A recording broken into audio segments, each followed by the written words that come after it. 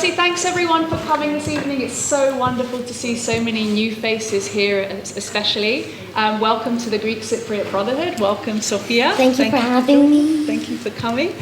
Just a couple of words before we start. Wanted to let everybody know that the Greek Cypriot Brotherhood, where you're all here this evening, is actually the UK's oldest Cypriot association. So we're very, very glad to have so many new people here today, especially. And we are celebrating our 90th anniversary this year.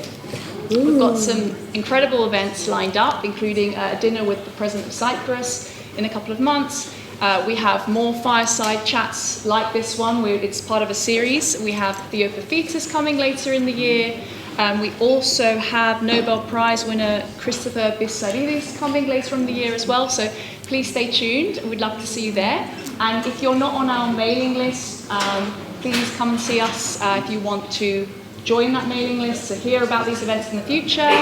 And also, if you want to become a member of the Brotherhood, again, come and speak to us at the end. We'd love to have some new sign-ups.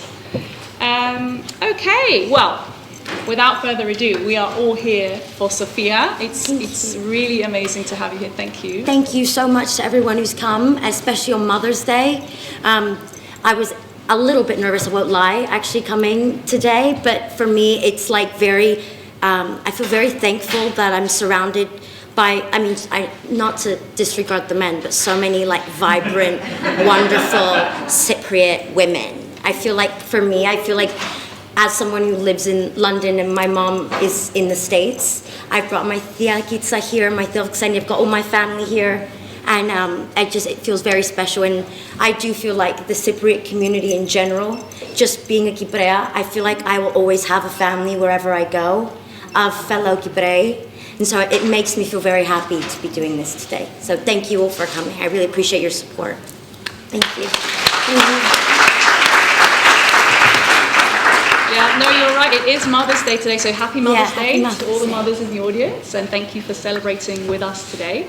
And also, we had International Women's Day a couple of days ago on Friday. For us. Yes. So it's especially relevant that we have such a wonderful, successful young Cypriot woman with us here today. I appreciate it. Thank you.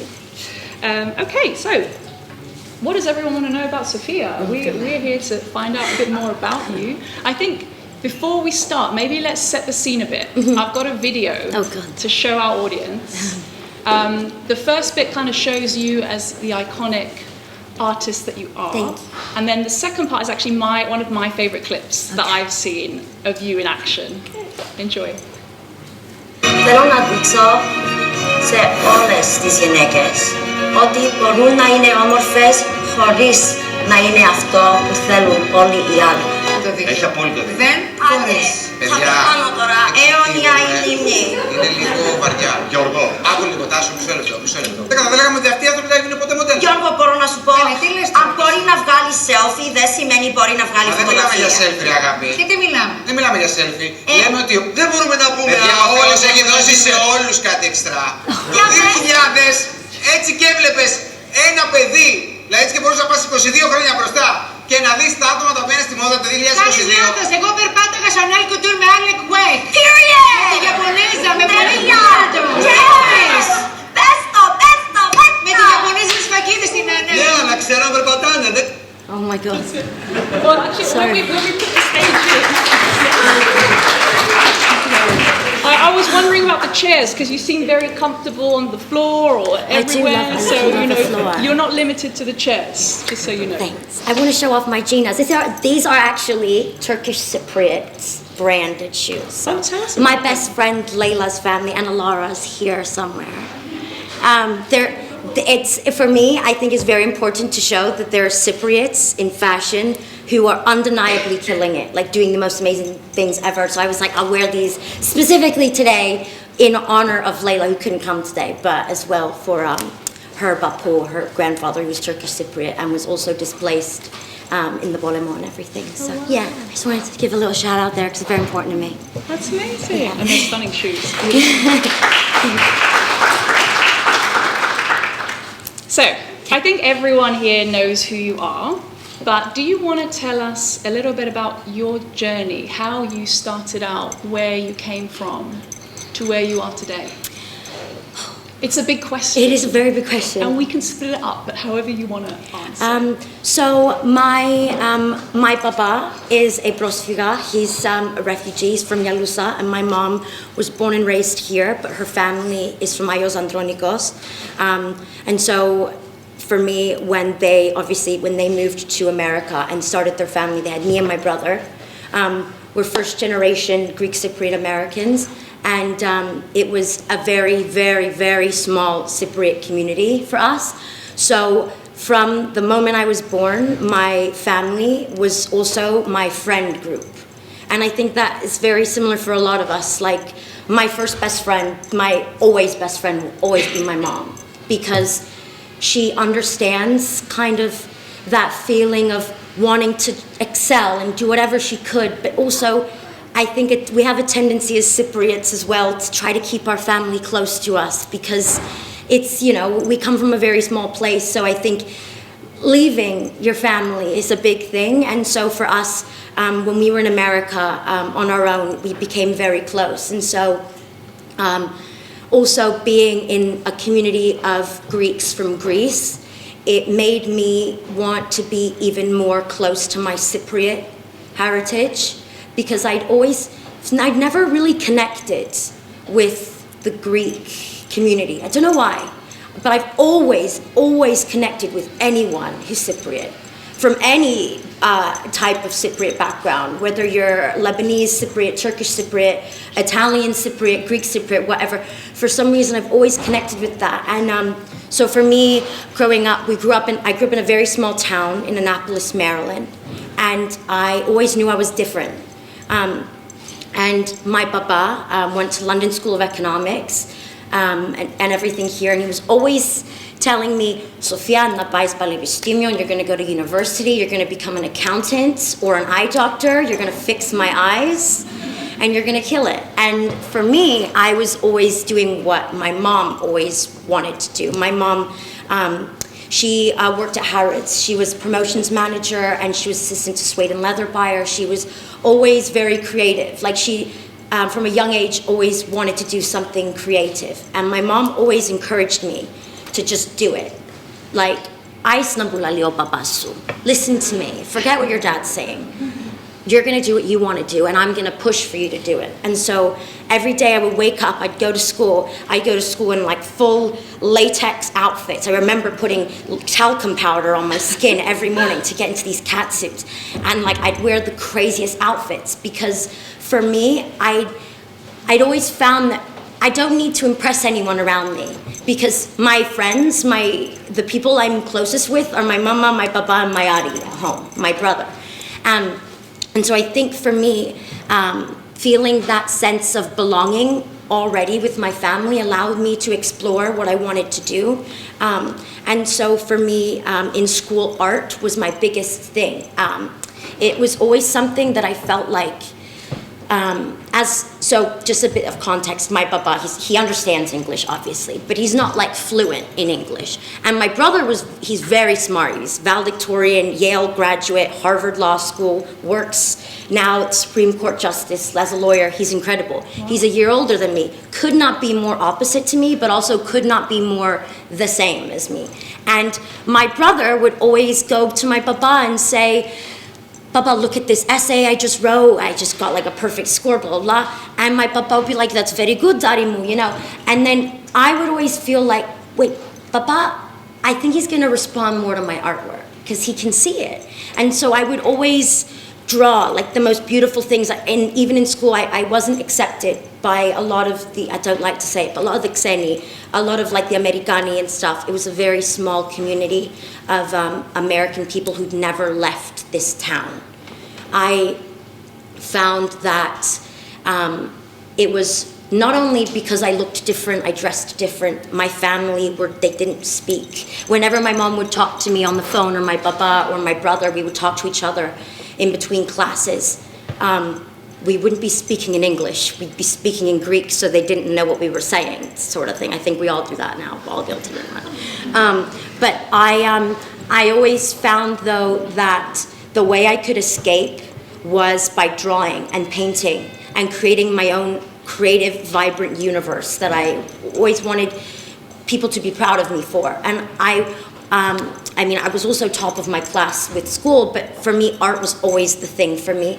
And I used to always paint and draw and show them to my papa, and he always saw the talent in me, but he always just wanted me to capitalize on it. So he was like, Sophia, you're gonna go to business school, please. And I was like, Papa, I gotta go to New York. I'm already in Vogue, I'm in Harper's Bazaar, like, Eisman, come on, we're not going to school. We're going straight to the Big Apple, honey. And he would say, listen, you can do whatever you want, but please get your bachelor's for me. And so for 4 years, I went to school, went to the top business school in America. I got my bachelor's in marketing. So I think I'm a bit of a marketing genius, would you say so myself? And within those 4 years, I was in every fashion publication that exists. Wow. And that was a big honor for me, because I was put on a platform, and the headline for every single article that was written about me was not only Sophia Hadjipanteli, unibrow model, does blah, blah, blah. It was Greek Cypriot unibrow model, Sophia Hadjipanteli did this and that. And that, for me, was the most special thing in the world, because growing up, everybody knows where Greece is. You know, they all love it. But I remember I used to have to fight, and I used to say, but do you know where Cyprus is? It's not a Greek country, it's not a Greek island, it's its own country.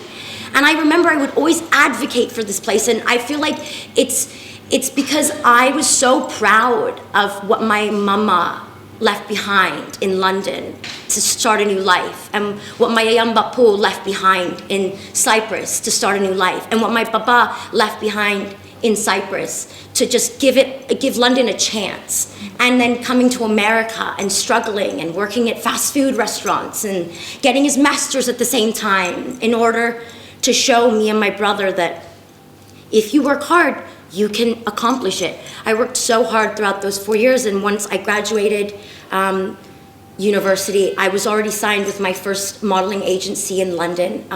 It's actually the same modeling agency that discovered Naomi Campbell, Kate Moss, Linda Evangelista, Christy Turlington, all the big supermodels. And the woman who discovered them is my agent, Caroline, so that's kind of cool. But they believed in me because they saw someone who had more of a story to tell than just her eyebrows. I always say people found me for the way I look, but I think they stayed for what I had to say. And so yeah, that's a long-winded story, but that's where I started, I guess, technically. It's amazing. It is amazing. Thank you. And yes, you've been in every fashion publication. Yeah. You also are a Jean-Paul Gaultier muse. Yeah, I have one of the longest contracts that they've ever offered to anyone in the house. So yeah, I'm the face of their perfumes, so all of their fragrances. And I remember, fun fact, when I was little, my tia Gitza, my mom's older sister, can probably vouch for this, my yaya Sofia, I don't know who gifted it to her. She had a little classique bottle on her. She had this beautiful little wooden long vanity that would stretch the side of the wall. And I remember my yaya she was always a bit iffy, because I would always sneak into my mom's old room and try to take things that were my mom's, at some point put them in my valiza. And I remember I went into my yaya's room, and I couldn't have been more than like 10, probably 10. And she had a carpet, so it was very easy for me to tiptoe in there. And I saw this bottle, and I'll never forget it, and I doused myself in it. Oh, I took a shower in it, and I put it right back where it belonged. I was like, yaya's not even gonna know. I came back, and my yaya was like, "Manambu vales," and she was like, "What did you put on you?" And I'd say, "What do you mean? I didn't do anything." I turned bright red, and my yaya just started like laughing, and then she ended up giving it to me. And I still to this day think that is probably the most full circle job that I've ever had, because it was something about the bottle that meant something to me, and our new fragrance we're coming out with is a mold of my body. So it's a kind of just a cool like feeling, just to know it kind of all made its way around. That's really cool. Yeah. Actually, if you go to Boots at the moment, they have a poster. I saw it yesterday. Yeah. With the perfume bottle that is your body. Yeah. I took a picture actually. I was like, I need to send this to Sophia. Yeah, it's really cool. Yeah, it's super cool. Especially to be accepted by the Gaultier house, who obviously we call Jean-Paul, like, he's literally like the craziest man in fashion, and he doesn't even bat an eyelid at me anymore. I feel like sometimes when I walk down the street, people look at me like, oh my God. But he's like, oh, hello, okay, what is, you're not gonna get ready yet? And I'm like, oh, I'm ready. And he's like, oh, okay, I thought you were gonna put something a bit more, whoa.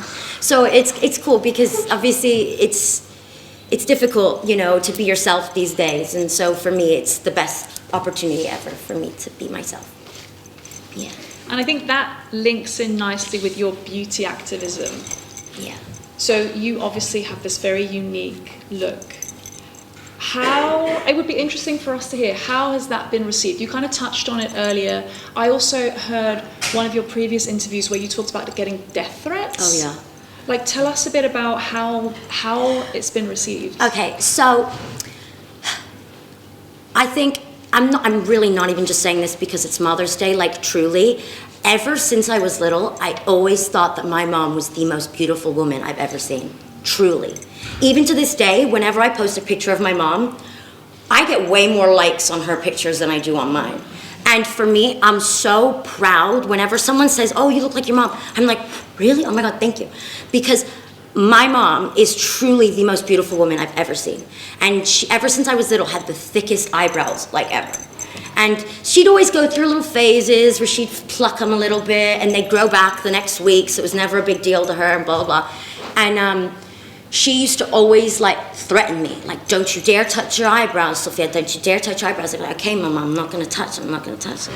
And so for me, I always thought the thicker the brows, the more beautiful. Like, I don't remember a time when I was like a young girl before the internet I ever touched my eyebrows. And it was because of my mom. And her opinion was the only one that ever mattered to me.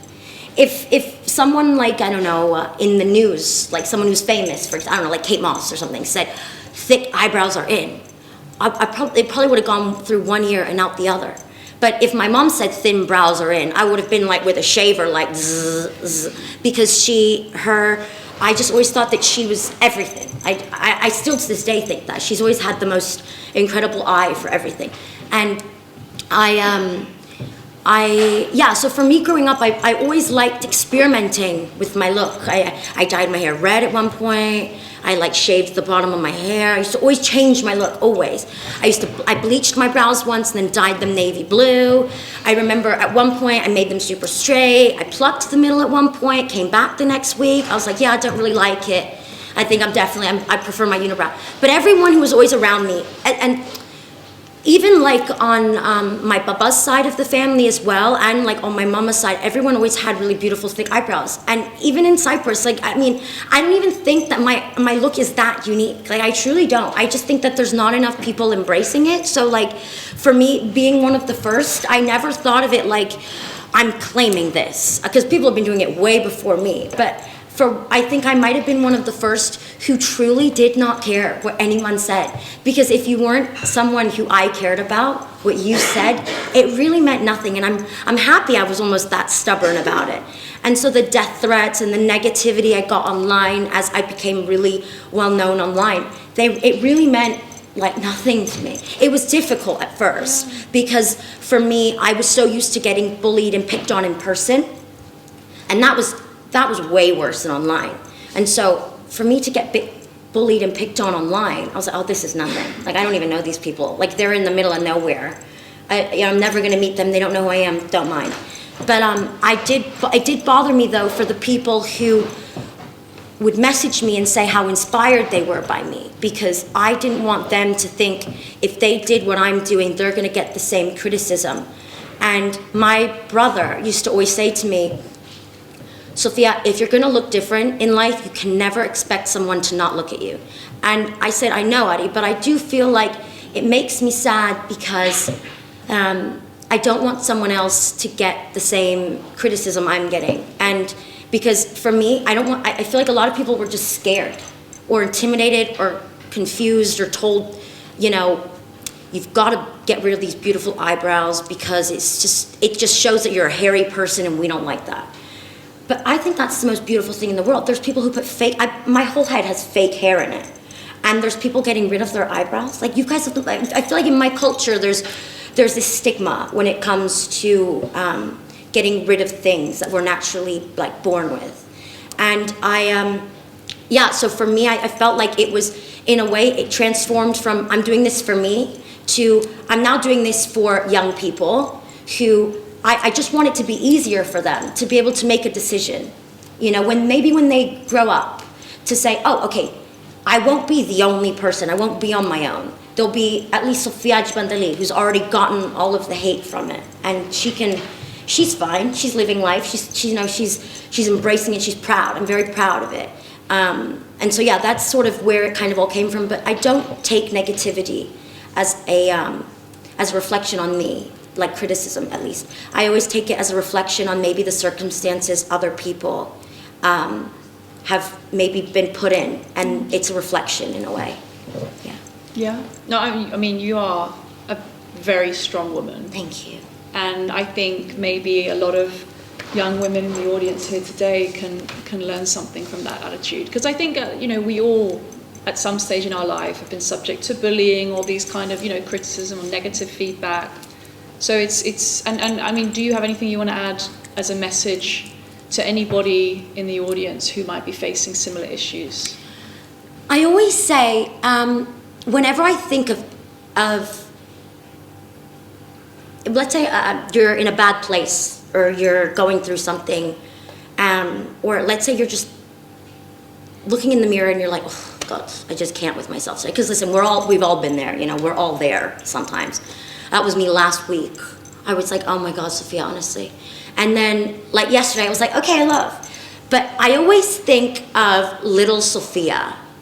I always just think of how vibrant and how excited she was to just experience the world.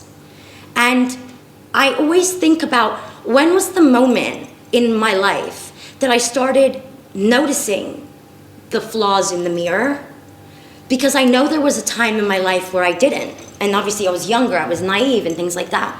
And I just, whenever I think negatively, and then I know it's obviously easier said than done, but you have to proactively take yourself back to when you were young.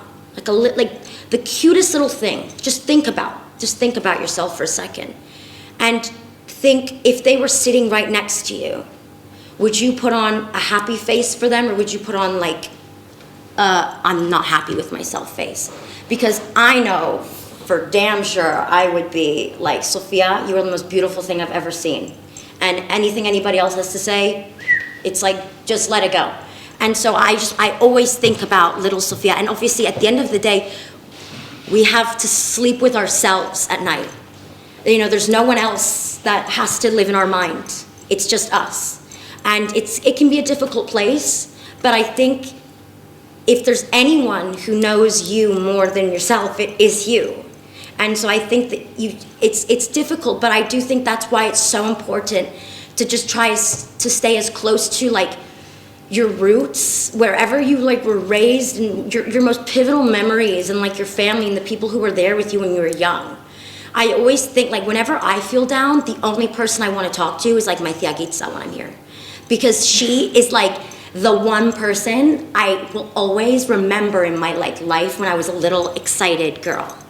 And like that's sort of how I get myself out of it. I try to take myself back. And then it always kind of makes it feel like, okay, this is just life. We're all living it. There's ups and downs. We will all get through it. Yeah. Yeah, that's pretty special. Wow. Wow. You are just, the more you talk, you can just see you're an incredibly wise young lady. It's really amazing. I'm also incredibly irresponsible sometimes, but I'm trying not to be. Do you want to tell us a story? Is that a story? We'll park that. Over Sophia. Okay. Yeah, I think we're good. I actually wanted to ask you, just going back to your Greek Cypriot heritage, which you're incredibly proud of, and also how close you are to your family. Yeah. Do you have any stories for us of you growing up in a Greek Cypriot household, especially maybe coming from a small town in America? Any fun cultural stories that to make us laugh, basically? So I went to Greek school, I did go to Greek. I went to Greek school at St. Constantine Helen Church in my hometown. I'm sure all the press in Greece and in Cyprus will beg to differ, but I did go to Greek school. And I was taught how to read and write before Google Translate, so I'm very proud of that. But I remember me and my brother, we were in the same Greek school class, and our Greek school teacher, Kyria Eleni, love her to bits. I think she's probably so disappointed with how much I've forgotten clearly since Greek school. But basically, me and my brother, it was probably like 10 of us in class, and me and my brother were in the same class. And we would always sit next to each other. And my teacher, Kyria Eleni, used to always say to me and my brother, Sophia, δεν πρέπει να το μιλάς έτσι, αυτή είναι η λέξη. This is the word, like, for example, like toaleta. My brother would be like, συγγνώμη κυρία Ελένη, μπορώ να πάω στο αποχωρητήριο? And that's like the Cypriot, I guess, way of like saying like the bathroom. And she would be like, όχι, δεν μπορείς. And then every time he would say it, we would have to stay after class, like 15 minutes. And we were already there, missing everything at school, like activity-wise.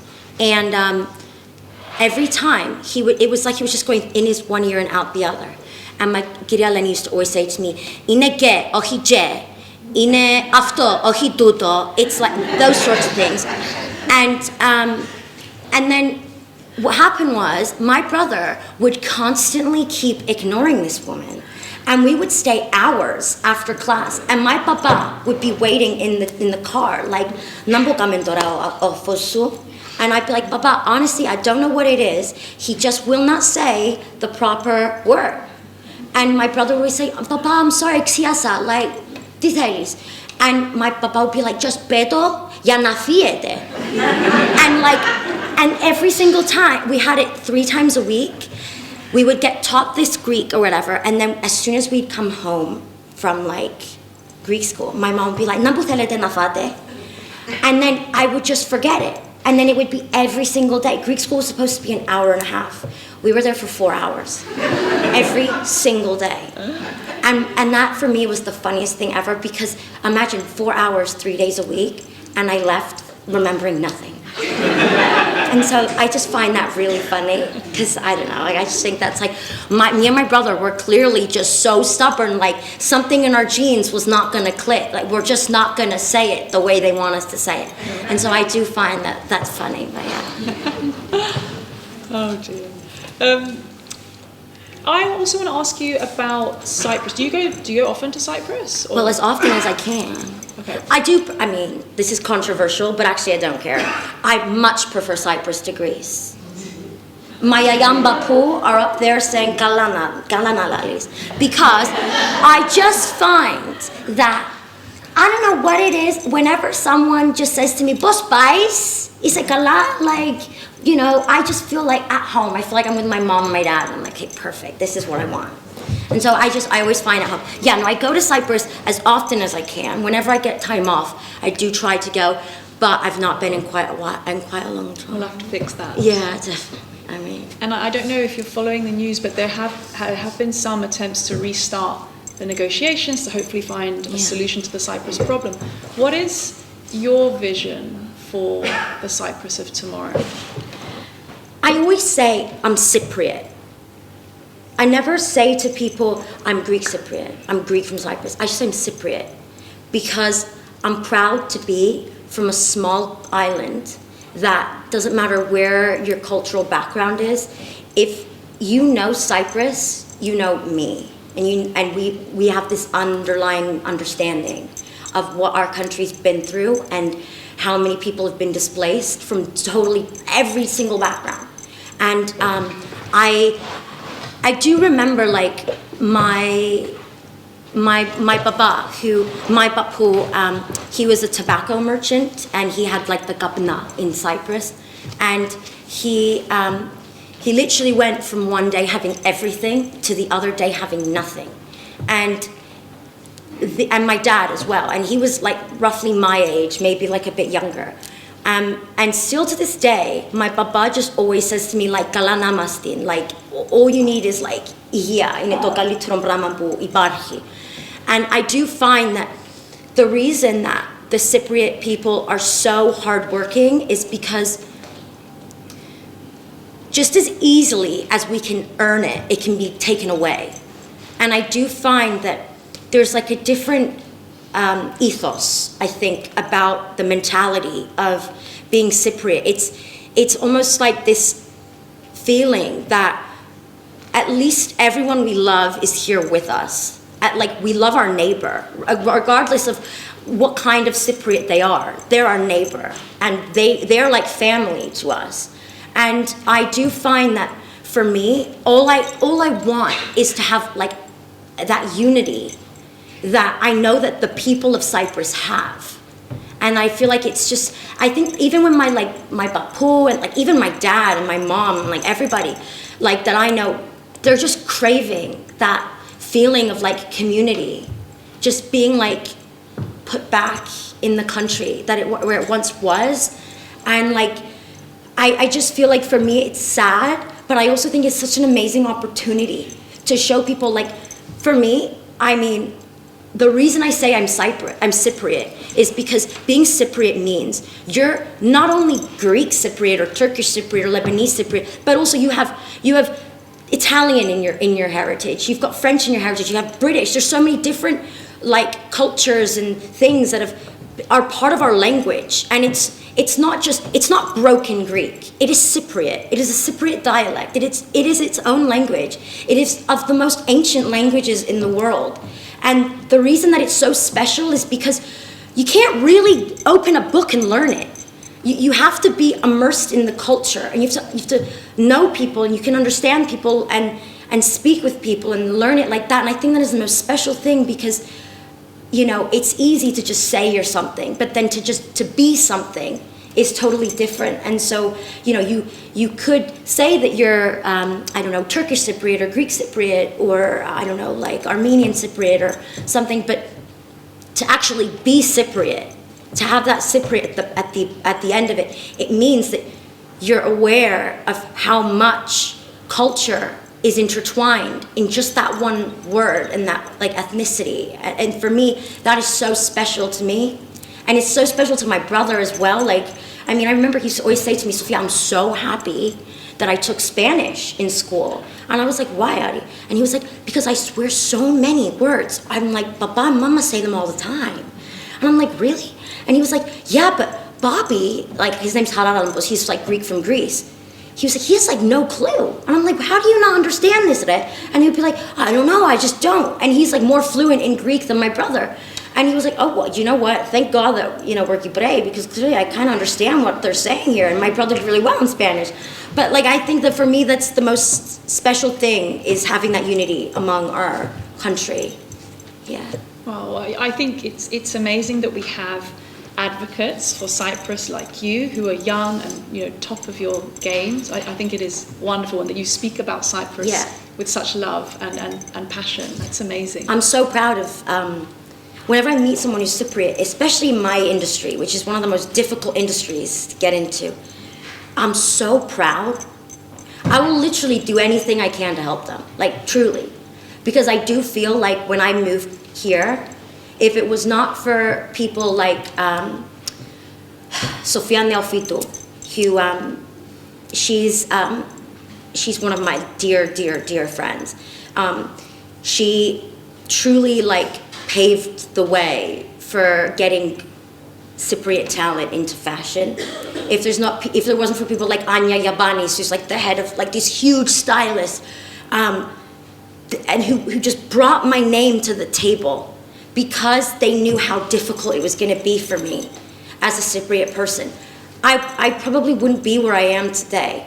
I would have fought for it, but I think they knew how hard I was willing to fight for it.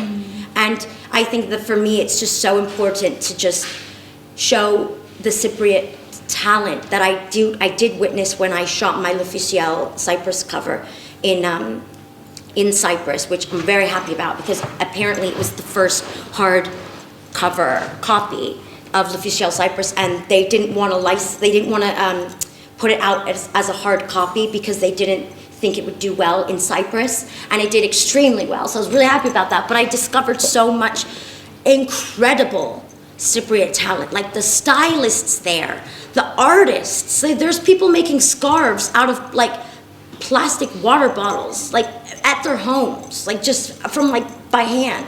And for me, I just feel like it's something that it can be achieved if you just give people that extra push that they deserve. And so I think that for me, there's that need for me to see more Cypriot talent in fashion and in the arts and in, you know, every type of industry. But I do know that in the arts and in the more like artistic, creative industries, it's definitely more difficult to penetrate. So that's where I'm obviously heading in my career now, is to do more things behind the scenes and to actually be able to advocate for people.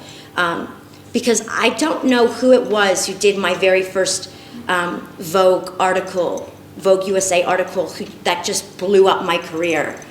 But I mean, I could almost bet that it must have been someone who was like Cypriot.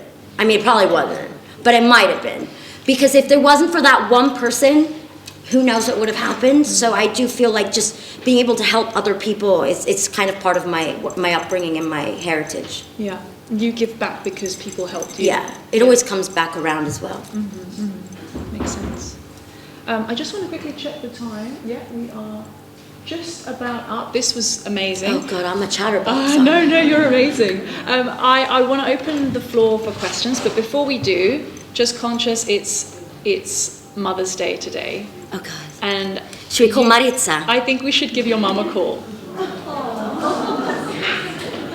Seeing as you spoke so much about her as well. All right, let's see.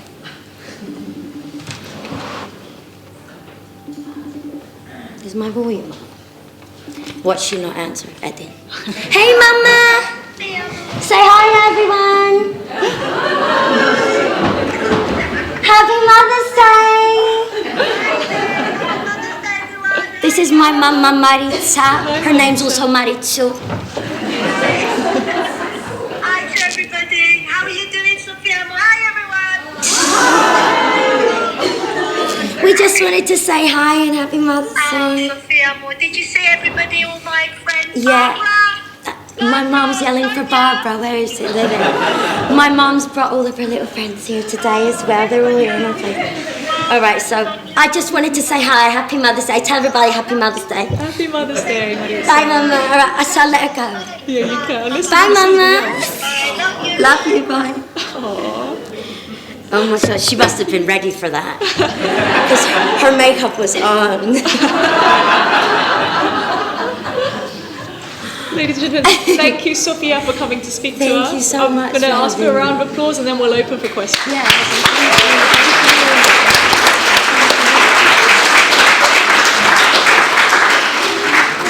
Okay, does anyone have a question for Sophia? Yes. I just have a one question regarding your eyebrows. Yeah. Do you maintain them at all? Like, because I get my eyebrows threaded and everything, but I have very similar if I was to leave them. But I don't think I could leave them as nicely as yours if they were to grow out. And I'm not looking for like, I should just put it and whatever, but I just Thank you. Well, my mom taught me a trick when I was young. She said you got to get a spare little toothbrush, spray a bit of hairspray on it, and that's like the best brow gel. But what I do is I tint them occasionally because at my arches, you can see I'm very blonde. My whole family is very blonde. My eyebrows are a lot darker than my hair naturally, but obviously not this dark. So I tint them every so often just for fun, I guess. That's what I do. Little secret areas. Anyone else? Sophia, in the past you've been a very excellent member of OMAX, you were on the OCP.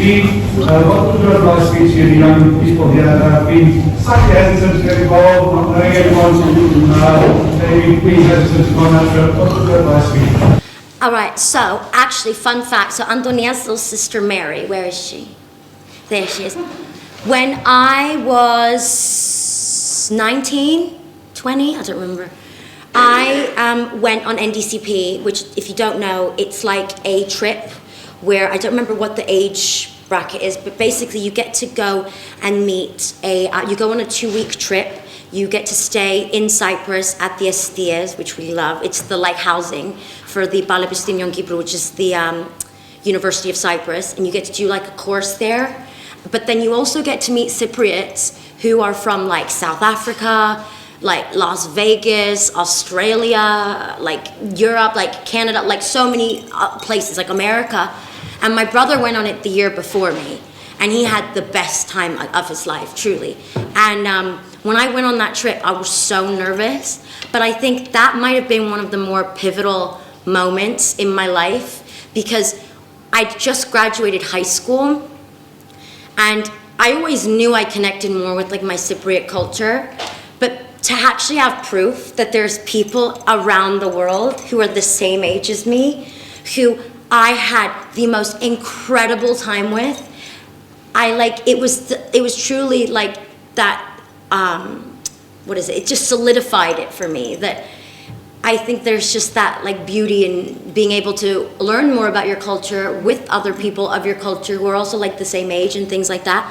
And I don't think you should be nervous at all. I really think, and honestly, I don't know what the age thing is. It's 18 to 22. 18 to 22, and then there's also NCCT. That's right. I wanted to go on that one, but I was booked on a job and I couldn't go, and I was gutted. But that one is incredible as well. I can't encourage it enough. Like, truly. And my brother, when he was little, he spoke more Greek than me. So basically, my mom had neck surgery, and my brother was raised by my Yambapu here. And he had like a Greek accent for like a lot of his like childhood. And when he came back to America, he was put in special classes to get rid of his accent and things like that. And I think now he's a bit more, he was a bit more nervous to speak Greek, because I think it was a triggering thing for him. And when he went on that trip, he was like, Sophia, why haven't Mama and Papa taken us to Cyprus in the past few years? Like, it's incredible. And I was like, Adi, I know. What do you mean? I've been knowing that. And he even found it something like super special as well. We got to see the oldest mosaics in the world. They're all in Cyprus. You know, I got to just see some absolutely incredible things that are like once in a lifetime sort of opportunities. And yeah, I lived with Mary, and we had the best time ever. And it was something that like truly I'll tell my children about. Like, actually, it was incredible. Yeah, I'm glad you had a good experience. Yeah. I mean, if anyone is interested in the audience, we have Adrian, who's our Nebomat UK president here. We also have Christos Chouton. I should be an advisor, huh? You can be, if you want. You can apply. Can I? Can I actually? By all means. Imagine me advising people in Cyprus. No one would listen to me. I'm sure they would. You'd be great. I'd probably have to get taken care of more than the people. I don't think so. Christos Chouton as well, the global president of Nebomat. So if anyone has any questions about either of those trips or wants to apply, please speak to them. They'll point you in the right direction. Yeah. It was incredible. And Christo went on it as well with me. Love that. Who else? Yeah, that was a good trip. Okay. Does anyone have any other questions for Sophia? Carmelina? Hi, Sophia. Great. Thank you. You don't feel like you have to answer this. However, how did you feel about the recent fashion show that was at the British Museum? Oh, don't even get me started. The Greek Ministry of Government were very upset about it. You and me both. When I was younger, my papa would always insist I don't go to the British Museum, because he used to always say, "Είναι το principle, oi." Because he used to always say, there's one of those beautiful γυναίκες, those statues that's just missing. And I do feel like you want to see the Greek culture, you want to see any type of culture, you should see it in their home country where the rest of it is, in my opinion. That's controversial, but when am I not controversial? So I could really care less. I think I will die on that mountain saying that. I definitely don't think that it was right. And I didn't attend that show, actually, for that reason.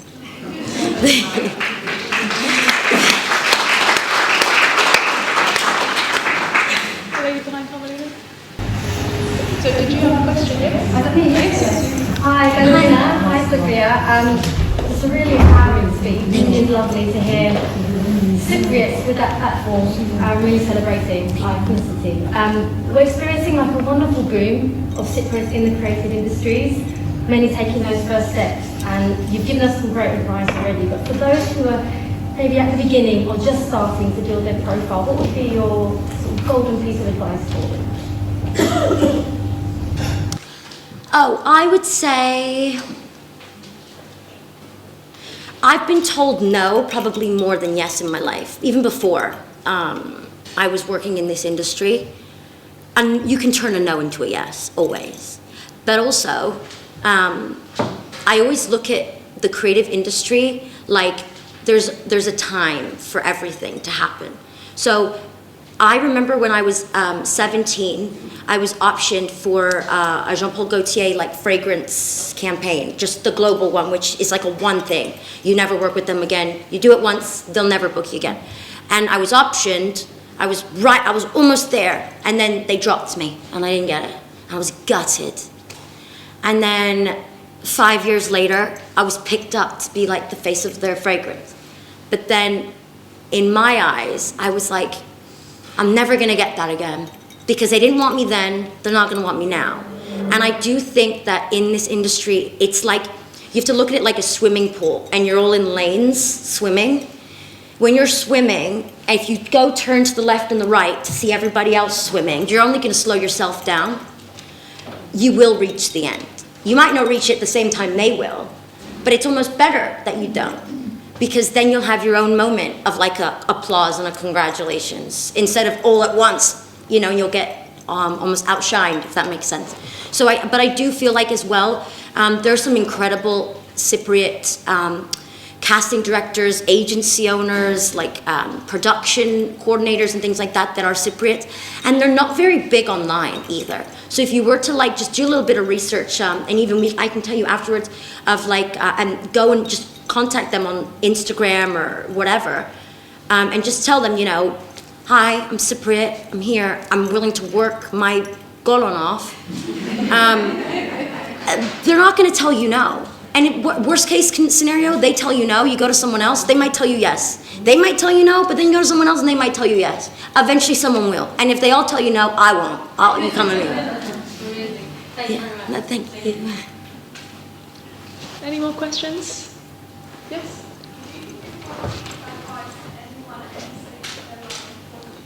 Oh my God, I didn't hear you. What did you say, baby?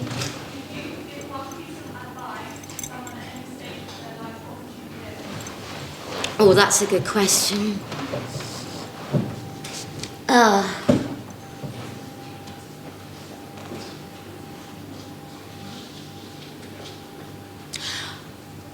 feel like whenever we try to be someone we're not, and we do something that we regret it more than when we do it as ourselves. Because I almost feel like if I were to do something and then feel like, oh, I've got to do this because everyone around me thinks, you know, I'm trying to find an example. Like,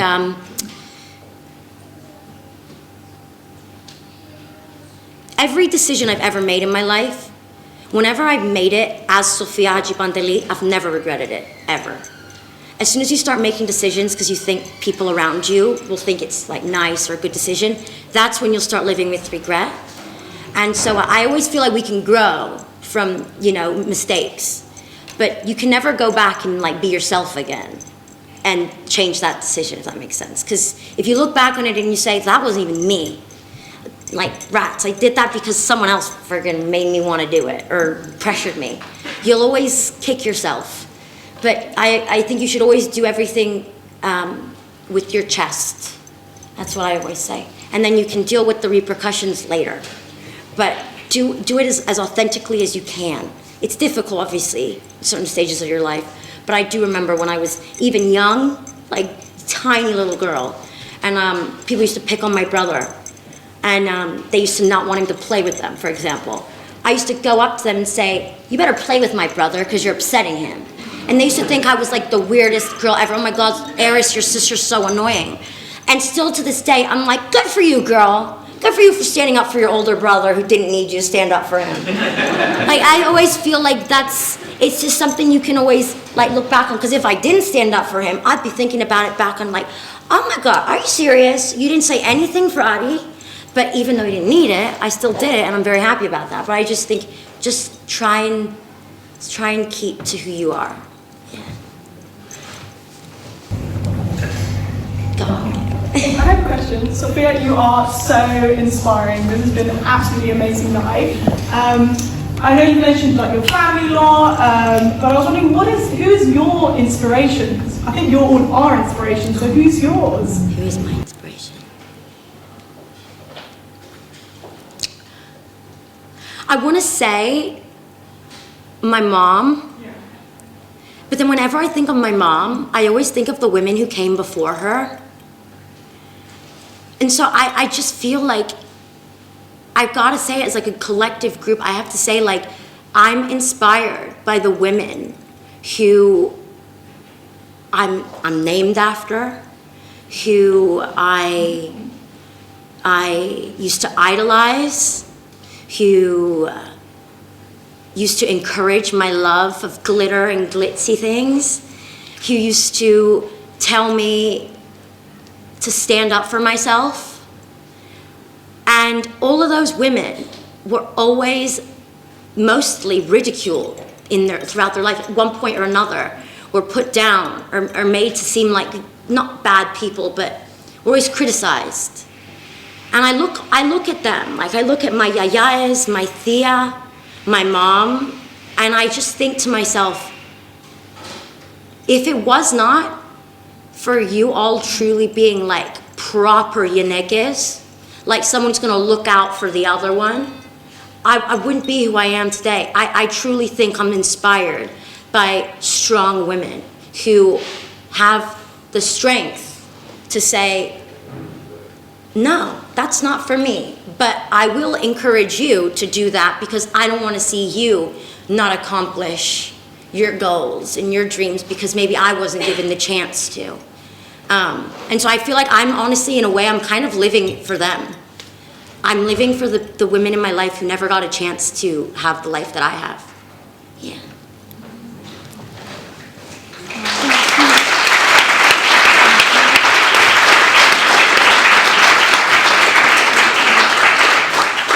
We might have time for one more question if there is one. No?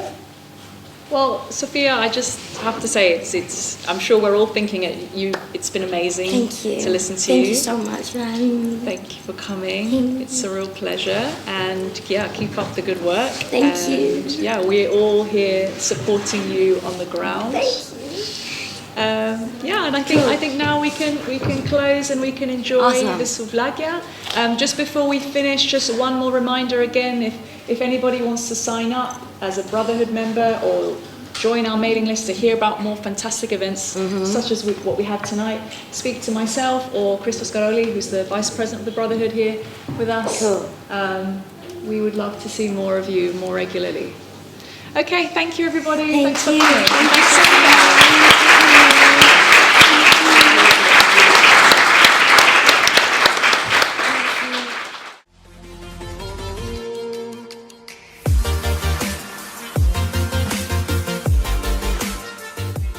Κυρίες και κύριοι, καλησπέρα. Βρισκόμαστε στην Κυπριακή Αδελφότητα και κοντά μας έχουμε τη Σοφία Hadjipanteli.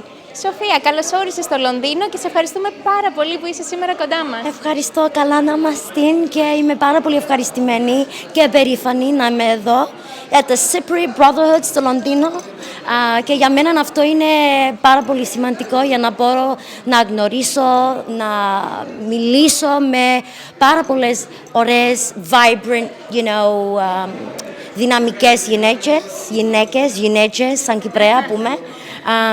Και αυτό είναι το πιο σημαντικό για μένα και είμαι πάρα πολύ περήφανη για να είμαι εδώ μαζί. Το κοινό μας σήμερα πώς το είδες που σου κάναν και τις ερωτήσεις του στο τέλος? Ναι, ήταν τέλεια, ήταν incredible και είμαι είμαι πιο περήφανη τώρα, ύστερα τώρα που τελειώσαμε, για να είμαι Κυπρέα. Because γνώρισα τόσες πολλές καλές γυναίκες που με αποστηρίζουν και που με βλέπαν για χρόνια και με ξέρουν και είμαι και πάρα πολύ ευχαριστημένη που είμαι και εδώ με τη θεία μου και τις θείες μου και το θείο μου, επειδή σήμερα είναι η μέρα για τις μητέρες και η μάμα μου είναι στην Αμερική και δεν είναι εδώ μαζί μου κοντά. Και είναι όπως έχω τη μητέρα μου μαζί μου σήμερα και είμαι super happy. Εξέφρασες και πριν ότι είσαι πάρα πολύ δεμένη με την οικογένειά σου. Εμείς θα θέλαμε, επειδή ξέρουμε ότι ο χρόνος μας είναι αρκετά περιορισμένος σήμερα, θα θέλαμε να μας δώσεις ένα μήνυμα για όλες αυτές τις γυναίκες εκεί έξω που σε παρακολουθούν και πολλές από αυτές σήμερα είπαν ότι αποτελείς κίνητρο για αυτές. Ναι. Για μένα το πιο σημαντικό πράγμα στη ζωή μου είναι να μην ξεχάσεις από πού ήρθες. Because αν ξεχάσεις από πού ήρθες, δεν είναι σημαντικό που να πάεις. Because για μένα από πού ήρθε η οικογένειά μου, είναι το identity μου. So I think και μουδιά και δύναμη. So I think αυτό είναι το πιο σημαντικό μήνυμα που μπορώ να σας δώσω. Σε ευχαριστούμε πάρα πολύ, Σοφία, και ευχόμαστε καλή συνέχεια για ό,τι υπόλοιπο κάνεις στη συνέχεια. Thank you so much. Ευχαριστώ, να είσαι καλά. Thank you.